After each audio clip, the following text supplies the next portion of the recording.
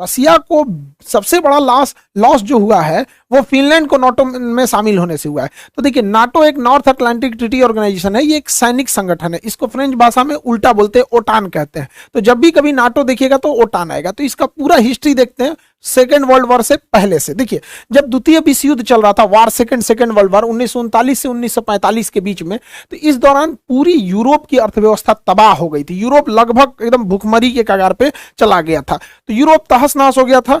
इसी बीच जर्मनी जो था, अब लगभग जर्मनी की हार तय थी, क्योंकि जर्मनी सेकेंड वर्ल्ड वॉर में बहुत कूद रहा था। लेकिन जर्मनी की हार लगभग तय समझ गई थी। और ये जो हिटलर है, हिटलर के मरने के 4 महीना पहले ही फरवरी 1945 में ये डिसाइड हो गया कि अब जर्मनी हार जाएगा। तो जर्मनी पर किसका अधिकार होगा, इसकी बैठक हो रही थी यूक्रेन के शहर याल्टा में।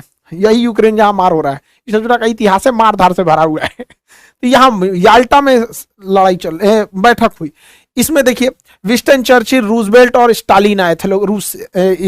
Winston Churchill Britain, Roosevelt America से, स्टालिन जो आए थे रसिया से। तय ये हुआ कि जर्मनी जैसे ही हारेगा, जर्मनी के टुकड़े कर दिए जाएंगे। एक हिस्सा जर्मनी का ले जाएगा रसिया, एक हिस्सा ले जाएगा फ्रांस, एक हिस्सा ले जाएगा ब्रिटेन और एक हिस्सा ले जाएगा अमेरिका। यानी देखिए, जर्मनी के 4 टुकड़े कर दिए जाएंगे। ये अंग्रेजों का इतिहास है, जहां भी गए हैं वहां टुकड़ा टुकड़ा करके गए हैं। हम लोग को देखिए, इंडिया को बांग्लादेश, म्यांमार, भारत, पाकिस्तान, अफगानिस्तान धज्जी उड़ा के चल गया सब। तो ये याल्टा पैक्ट में हो गया। इसके 4 महीने बाद फाइनली हिटलर हार गया और जर्मनी के जैसे हुआ टुकड़े वैसे तोड़ दिए गए जर्मनी को। इसी में इस याल्टा समिट में यह भी बात कही गई थी कि रसिया जो था उसका कहना था कि जापान जब हारेगा तो मेरी कुछ जमीनें जापान के पास है। तो याल्टा समझौता में कहा गया ठीक है कि जो जापान का क्यूराइल द्वीप है, जापान जो है रसिया को हरा दिया था 1904 में, 1904-1905 की लड़ाई में ना जापान जो है रसिया को हरा दिया था। तो ये क्यूराइल द्वीप न हुआ क्या कि रसिया जब सेकेंड वर्ल्ड वॉर खत्म होगा, जापान पे परमाणु बम गिरा दिया गया, तो कहा डिसाइड किया गया कि यहां पर ये क्यूराइल द्वीप रसिया ले लेगा। तो रसिया ले लिया। रसिया से याल्टा समझौता में कहा गया था कि आप इस साइड में यूरोप में कम्युनिस्ट को बढ़ावा नहीं देंगे। कम्युनिस्ट एक ऐसा शासन प्रणाली है जिसमें चुनाव नहीं होता है, बल्कि पार्टी डिसाइड कर देती है। जैसे चाइना में चुनाव नहीं होता है।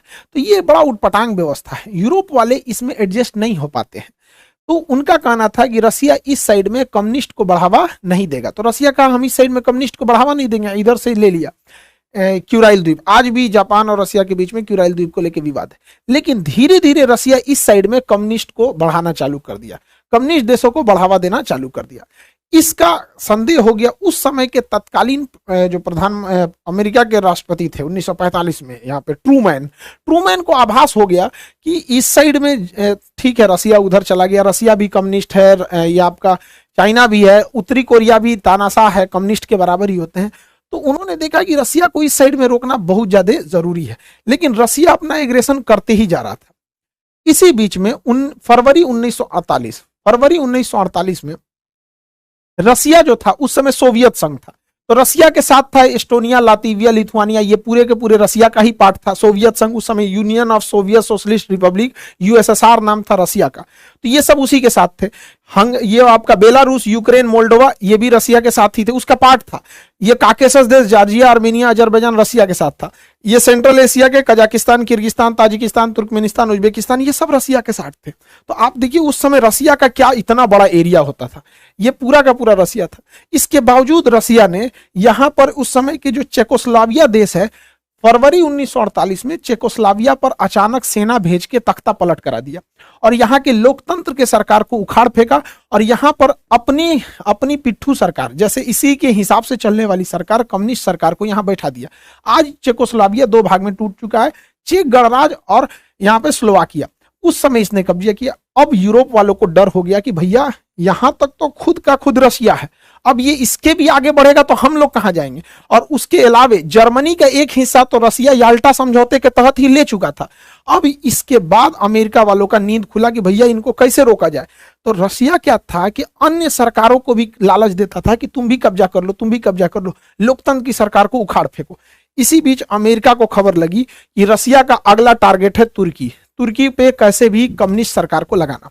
तो ट्रूमैन जो वहां के राष्ट्रपति थे, उन्हें मार्शल प्लान लगाया। देखिए मार्शल लॉ अलग है, मार्शल प्लान अलग है। इन्होंने मार्शल प्लान लाया अप्रैल 1948 में। इसके तहत जो देशों पे रसिया अपना प्रभाव जमा रहा है कि तुम लोकतंत्र छोड़ के कम्युनिस्ट आ जाओ, वहां पर ये लोग क्या करते थे, मार्शल प्लान के तहत पैसे देते थे ताकि वो रसिया के फेवर में ना जाए। तो तुर्की और साइप्रस को कैसे भी ये पैसे उसे दे के अपने फेवर में लाए, वरना टर्की भी हो चुका था कम्युनिस्ट देश। रसिया यूरोप की ओर बढ़ते जा रहा था। रीजन क्या है, रसिया का एक क्षेत्रफल खुद का रसिया इतना बड़ा था, इसके अलावे रसिया के साथ सेंट्रल एशिया यूएसएसआर का हिस्सा था, काकेसस यूएसएसआर का हिस्सा था, ये बाल्टिक देश यूएसएसआर के हिस्सा थे सब, ये उस समय बेलारूस, यूक्रेन, ये सब उस समय रूस का ही पार्ट हुआ करता था, इतना बड़ा। इसके अलावे अब रसिया एंट्री करना चालू किया। तब इन्होंने क्या किया, 4 अप्रैल 1949 को नाटो सेना का गठन किया। जिस समय गठन हुआ उस समय 12 देश थे, वर्तमान में इसमें 31 देश हो चुके हैं।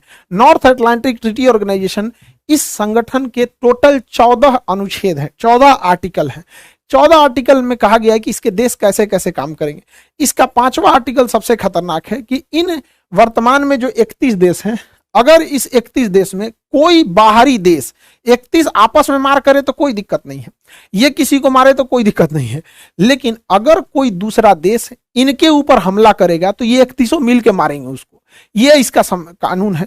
इसका मुख्य उद्देश्य क्या था कि रसिया को इस साइड में यूरोप की ओर से चढ़ने से बचाया जाए, वरना ये धीरे धीरे रसिया इधर आ गया था। तो अब आपको तो समझ में आ रहा होगा ना कि नाटो का निर्माण ही हुआ था रसिया के एग्रेशन को रोका जाए, वरना रसिया बहुत तेजी से एक्सपेंड कर रहा था और हर जगह कम्युनिस्ट फैलाते जा रहा था। तो नाटो का गठन 1949 में हो गया। ये एक सैन्य संगठन था।